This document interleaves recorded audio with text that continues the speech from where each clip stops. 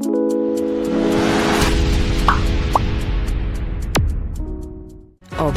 adalah seni.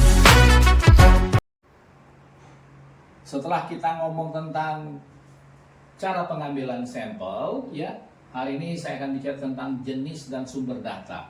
Jadi kita ketahui jenis data ada 3 ya, prospektif atau data primer, itu biasa pada cross-sectional cohort ataupun uji klinik obat, ya. Yang kedua adalah retrospektif, ini untuk data sekunder, ya.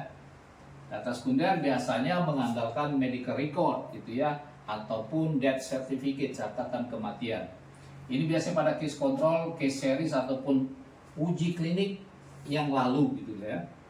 Nah, yang terbarukan adalah yang disebut ambespektif, adalah gabungan antara prospektif dan retrospektif. Jadi misalnya karena untuk kasus yang jarang, kita kekurangan jumlah sampel dari data yang sebelumnya, data sekunder sebelumnya, kita ambil yang kekurangannya dari prospektif, ya, data primer, ya. Tapi dengan syarat untuk yang ambespektif ini data retrospektifnya lengkap, sama lengkapnya antara retrospektif dan prospektif. Oke, itu yang disebut ambespektif. Ini baru tahun di atas tahun 2000-an lah istilah ini muncul, ambespektif, penggabungan antara prospektif dan retrospektif.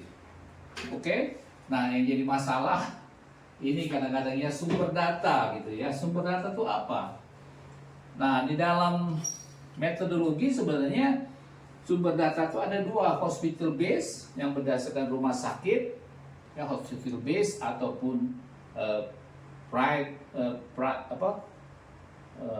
primary health center, misalnya di puskesmas ya, ini hospital base, bisa puskesmas PHC atau community base gitu ya. Jadi nanti sumber data itu bisa medical record, catatan medis, bisa death certificate, catatan kematian, ya. Yang ketiga hasil labor, ya, dari patologi anatomi misalnya ya. Biasanya kalau dari patologi anatomi itu hasil atau hasil pemeriksaan mereka itu bisa disimpan gitu ya selama 5 tahun kalau tidak salah. Histopatologi boleh, patologi klinik misalnya hasil kimia darah, ya, kimia darah segala macam. Biologi molekuler boleh, ya, jadi dari hasil labor. Nah, yang spesifik adalah untuk animal house ya. Animal house itu pada in vivo study. Pada waktu Anda melakukan penelitian eksperimental pada in vivo, pada animal ya.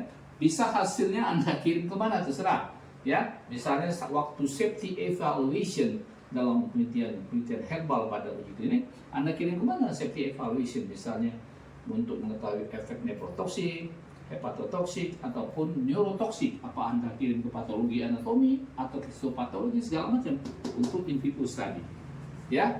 Jadi itu dulu jenis dan sumber data yang berlaku dalam semua metodologi penelitian ya.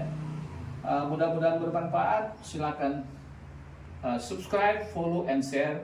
Bye.